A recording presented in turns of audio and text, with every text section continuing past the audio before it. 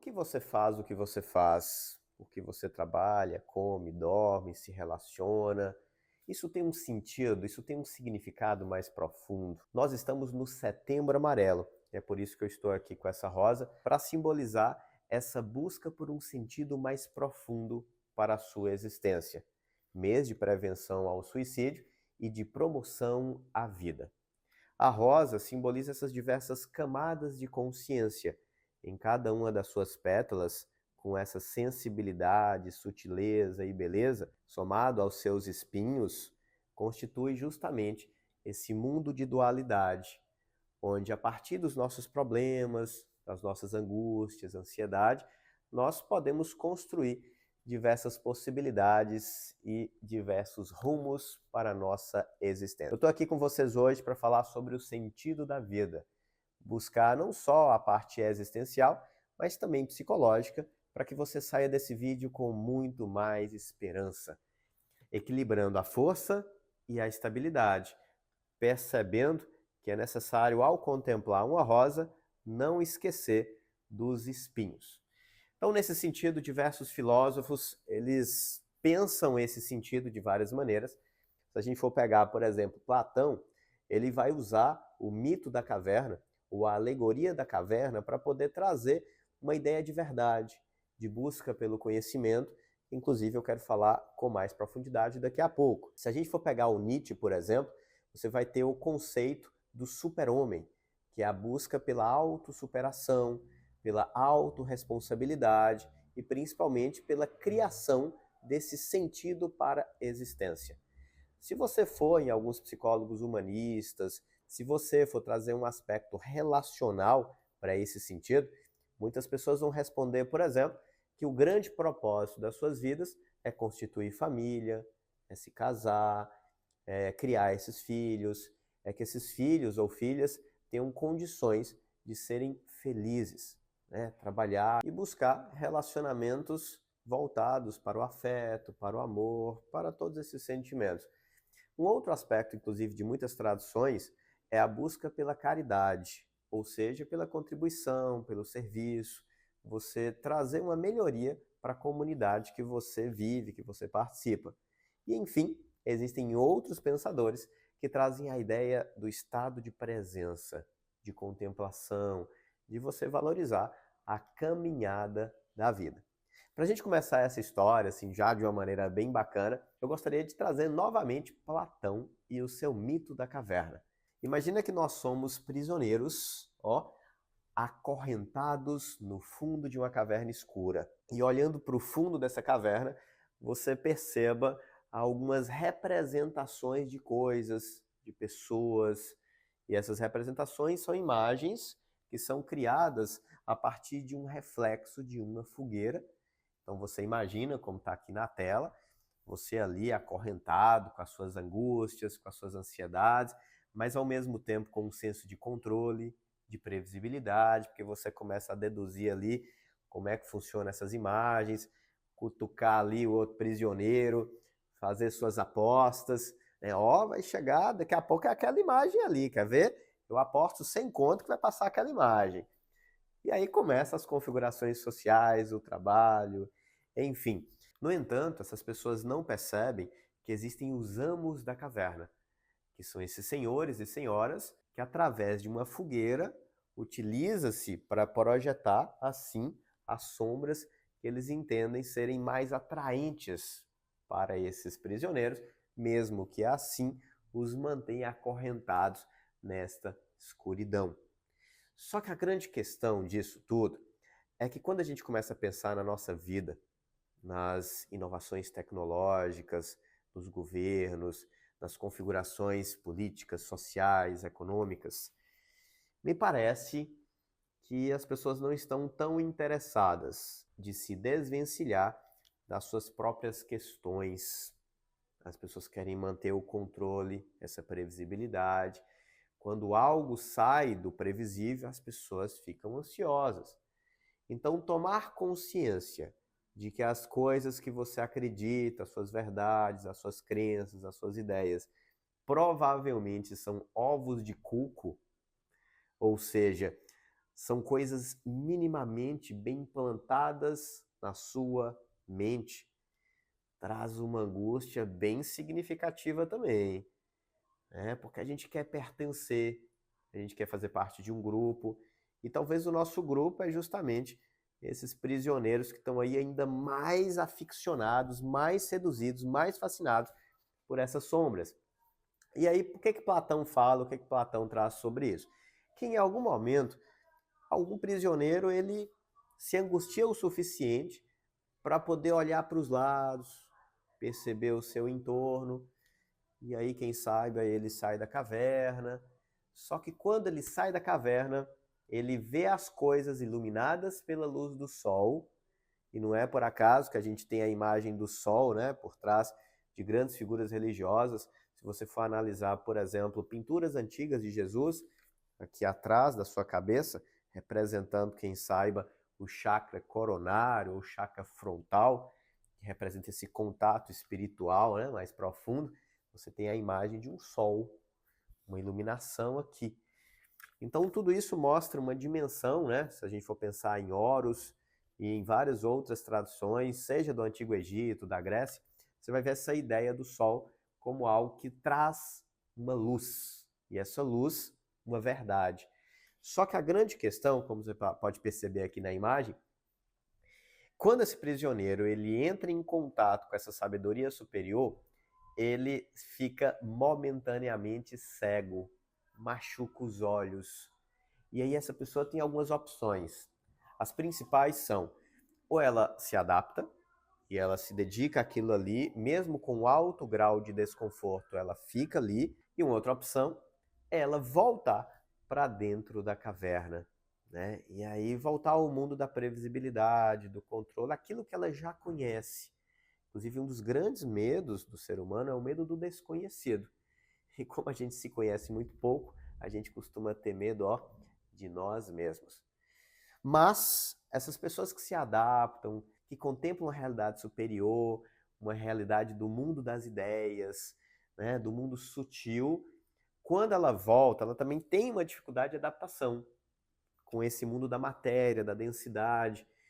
E aí quando ela se adapta novamente à caverna e vai lá no fundo buscar aquelas pessoas que ela gosta, como até no caso de Jesus Cristo, que volta com um conhecimento muito profundo sobre o amor, que encarna nesse plano material com níveis inimaginários de amor, ele vai comunicar isso para os prisioneiros. O que vocês acham que os amos da caverna fazem com essas pessoas? É óbvio que você sabe o que aconteceu com Jesus.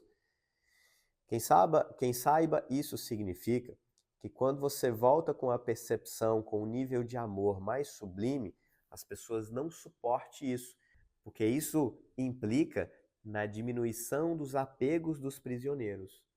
Então a gente se apega a coisa ruim também, a gente se apega a sofrimento, como se fosse uma chave e uma fechadura. Então, ou seja, é uma compatibilização. Se eu tenho uma questão mal resolvida e eu entro em contato com algo dessa questão, eu, de certa forma, me identifico com aquilo. Então, ou seja, os amos, eles têm uma boa vida. Não é uma vida com sentido mais profundo. Não sei, talvez até seja, mas basicamente, muitos dos amos da caverna são pessoas que buscam o prazer, que buscam um tipo de poder egoísta ou egocêntrico. Então, quando vem alguém com esse potencial de inspirar os prisioneiros a se libertarem, esses amos, eles viram como se fossem os fariseus, né? Utilizam-se de diversas, vamos dizer assim, estratégias para poder manter a galera ali acorrentada. E acaba que essas pessoas precisam voltar para a caverna com uma clareza que em algum momento ela pode se dar muito mal, e correndo até, e muito provável, na verdade, risco de vida. Então a pessoa que sai da caverna e ela se propõe a voltar, e a gente pode pensar em outros grandes mestres, né? Obviamente não na dimensão espiritual de Jesus, mas a gente pode pensar em Gandhi, a gente pode pensar em Martin Luther King Jr., a gente pode pensar no próprio Siddhartha Gautama, né, que abdica de benesses, né, abdica de questões ligadas a prazer, poder, status, fama, para poder vir ao serviço de outros grupos, que isso inclusive é muito atribuído a um sentido mais profundo para a existência. Então, pensando nessa ideia, né, da caverna, Platão traz muito a dimensão desse contato com o mundo das ideias, que é aquilo que é imutável, aquilo que é imortal, que não é perecível. E isso é muito ali voltado para as nossas virtudes. Se a gente for parar ali para pensar em Aristóteles, né, em todos os filósofos pós-Sócrates, você tem essa dimensão da virtude como uma construção para uma vida significativa. Mas, Rogério, como é que eu construo virtudes?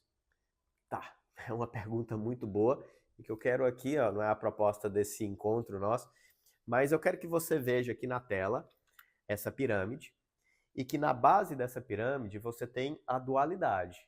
Então aqui simbolizado pelo princípio ativo ou pelo princípio passivo. Se você for pegar, inclusive, na mitologia de Adão e Eva, e aí com todo respeito vou tratar como uma mitologia, né? Inclusive as mitologias são reais, o problema é que as pessoas não entendem o verdadeiro sentido das mitologias. Então assim, enfim, com respeito eu vou tratar desse assunto dessa forma para ficar fácil para você. Então você tem Adão, o princípio ativo, e Eva, o princípio passivo, configurando assim a realidade, né? Ou seja, configurando assim o mundo material dos opostos. Tudo que é realidade funciona por contraste. Sem contraste, sem realidade. Então, se você pegar aqui a pirâmide, você vai ter justamente essa representação do topo sendo o Deus criador, né, que para algumas filosofias pode ser chamado de outros nomes, como Brahma. Você tem aqui embaixo esse mundo material, que em outras filosofias você poderia chamar de Shiva e de Vishnu, ou de Ísis e Osíris, não importa. O que eu quero que você entenda é que tudo isso que acontece na sua vida tem dois lados. Então você pode pensar em problema e solução, você pode pensar em dor e prazer, em quente e frio, alto e baixo, esquerda e direita, enfim, diversas dualidades que, quando é experimentada de uma maneira aberta, humilde, respeitosa, você tem a condição de inverter a polaridade. Então, de um problema, você pode gerar uma solução. Daquilo que dói, você pode gerar algum mecanismo de aprendizado. Eu sempre pergunto, inclusive, para as pessoas, né, se ansiedade é algo bom. E a maioria das pessoas, principalmente as que sofrem de ansiedade, vai falar, evidentemente, que é uma coisa ruim. E eu pergunto posteriormente para elas, e a febre é algo bom ou é algo ruim? E algumas pessoas dizem também que é algo ruim. Mas eu digo, assim como qualquer profissional de saúde, que não só a ansiedade, mas principalmente a febre é um mecanismo de alerta do próprio corpo. E quem saiba, a ansiedade também pode ser um elemento para que você preste atenção no que realmente está passando aí na sua consciência, entende? Então, ou seja, quando você começa a olhar para a vida em vários pontos de vista, quando você, inclusive tem vídeo sobre isso aqui no canal, tá? Do metamodelo, não sei se está escrito assim, mas tem vídeo, a gente coloca aqui nos cards e na descrição, tá? Mas voltando aqui ao assunto. Quando você se predispõe a fazer isso aqui, ó, você vai equilibrando o processo. Você tem uma tese sobre qualquer coisa, sobre aquilo que você considera justo, certo, o bem. Quando você está aberto, você olha para a antítese. E quando você é um cientista, você busca essa antítese, entende? E aí, a partir desses dois extremos, você concilia num ponto superior. Quando você concilia esses dois opostos em um ponto superior, você cria um processo de ascensão. Então você retorna para o uno, ou para Deus, ou para a verdade, ou para o que é. Entende? Porque é o topo, é o início. E não é por acaso que esses dois pontos se conectam, porque é aquilo que está para além do bem e do mal. Entende? Além da dualidade, algo que quem saiba seja incompreensível e que nós mesmos deveríamos ou podemos conceder um sentido para isso. Então essa conciliação em níveis cada vez mais superiores é uma das grandes chaves na nossa caminhada. E não é à toa que essa caminhada ela é representada em várias tradições em formas circulares. Pensa na escada de Jacó, por exemplo, naquele sonho que Jacó teve dos anjos descendo e subindo essa escada e que representa esse contato entre o mundo físico, material, e esse contato espiritual, entre esse processo de entrar e sair da caverna, né? E aí a gente vai fazendo os paralelos, vai ficando fácil entender que esses símbolos são universais, que eles estão no nosso inconsciente mais profundo e trazem uma verdade muito interessante. Então, ou seja, quando você tem uma escada em caracol ou em vórtex, você tem representações muito parecidas desse processo da pirâmide. Você experimenta os 4 pontos cardeais, entende? Onde você se localiza, onde você, quem saiba, possa representar, né, os elementos da natureza: terra, fogo, água e ar. E o 5º elemento, algumas culturas ou algumas tradições chamam de éter, a quinta essência, o amor, a pedra filosofal, né, a matéria primeva. Então, enfim, independentemente da filosofia, eu quero que você entenda que o processo está muito ligado a essa caminhada. E que quem saiba, o sentido da vida se faça na caminhada, nesse processo de ascensão. E aí, quanto mais você fica presente, quanto mais você está inteiro, aberto, firme, com o olhar aqui, no agora e outro adiante, mais fácil é. Entende? Às vezes as pessoas, elas ficam tão no futuro, elas ficam tão presas no passado e esquecem dessa preciosidade que é o momento. Elas esquecem de viver, por exemplo, nos relacionamentos, sei lá, olhar, dar um abraço no filho, no pai. Cara, eu sei que para muitas pessoas isso é muito difícil. Mas vamos lá, vamos fazer um desafio aqui. Qual foi a última vez que você deu um abraço no seu pai, na sua mãe, no seu filho, em alguém que você nutre sentimentos muito bons, por mais de 3 segundos? Entende? Por mais de 3 segundos, porque às vezes também a gente vai dar um abraço, ó, dá aquele tapinha nas costas e parece que dá choque, né? A gente precisa de muito afeto. O ser humano está carente de afeto. Não é à toa que lá na época a gente se sentiu muito sozinho, muito distante, né? E eu sempre digo, até baseado em algumas músicas, que o diamante é esse instante. Um olho aqui, outro adiante. Que a gente seja cada vez mais caminheiros. Que a gente possa caminhar, valorizando o percurso, encontrando sentido, encontrando significado, sabe? As pessoas querem ajudar muito o próximo, né? E isso é fenomenal, inclusive muitos pesquisadores, muitos filósofos, muita gente boa entende que o sentido primordial da vida é a caridade, né? A contribuição. Só que, será que se a gente não cuidar bem da gente, nós damos conta do outro? Nós damos conta de aplicar virtudes, ou melhor, de sermos suficientemente virtuosos para ter a medida correta das nossas intervenções? Pessoal, eu estou vivendo isso exatamente agora.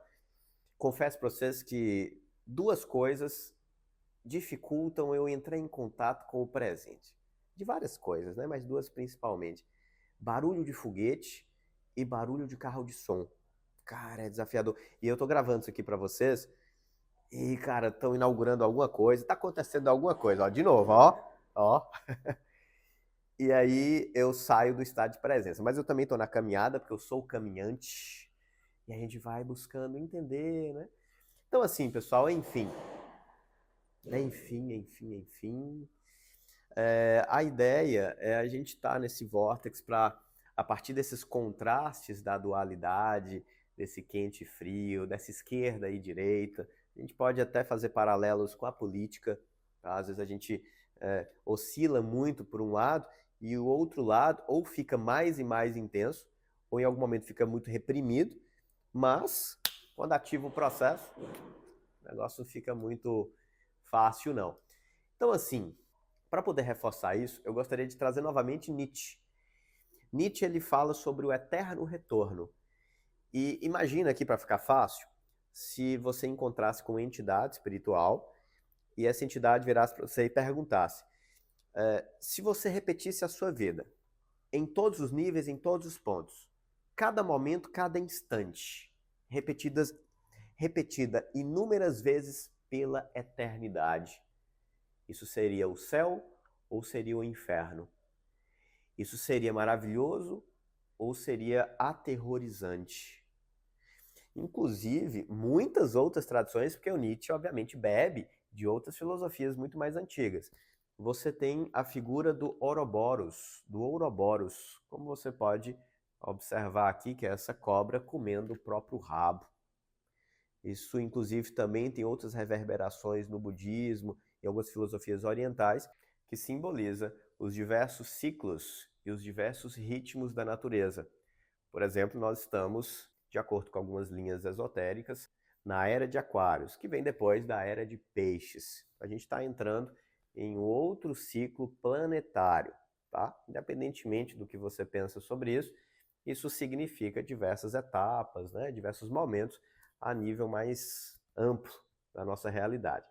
Então, a proposta aqui é, na verdade, te provocar, no bom sentido, para que você pense, para que você olhe para o seu propósito, para a sua vida, sempre com esperança. Muitas pessoas por aí dizem que a esperança é a última que morre. Entretanto, o que eu quero trazer para vocês é que, quem saiba, a esperança nunca morre.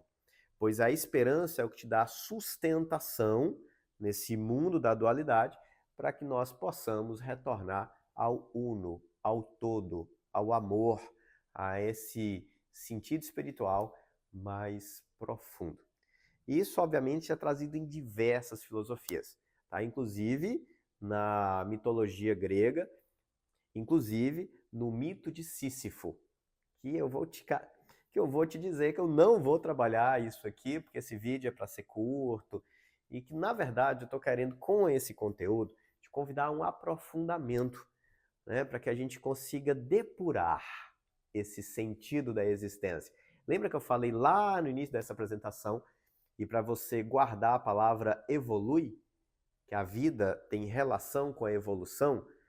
Eu gostaria, inclusive, de provocar em outros níveis, né, mas não nesse momento, para quem saiba, a gente pensar em uma evolução que seja de forma circular, em vórtex, e que, quem saiba, as coisas deem início novamente, né? Que perpasse pela construção, destruição e aí nesse meio de campo uma manutenção. Mas enfim, gente, é muito papo para pouco tempo, né? Quer saber sobre Sísifo, quer saber sobre a relação entre uma deidade, uma pessoa que é condenada a subir e descer uma montanha carregando uma pedra, né? Isso, o Sísifo é condenado pela eternidade, esse processo de essa pedra no topo da montanha, só para ver ela descer montanha abaixo novamente, infinitas vezes, em todos os dias da sua história. Quem saiba, isso nos lembra do nosso dia a dia, trabalhar de segunda a sexta, às vezes sábado de manhã, e entrar nesse mesmo ciclo aí. Enfim, tá, que eu fico empolgando, pessoal. Gostaram desse conteúdo? Se gostou, eu tenho alguns convites para te fazer. Primeiro deles é você curtir, é você comentar aqui embaixo se gostou, se achou interessante, se entendeu esse sentido principalmente da esperança, que é esse sustentáculo, né? Diz um outro filósofo, o Tagore, que a esperança é como se fosse um pássaro que sente o nascer do sol ou o amanhecer e canta. Que ele não espera que o sol apareça, ele não espera o amanhecer para começar a cantar, ele canta porque ele percebe, entende? Então, quem sabe a esperança seja por aí.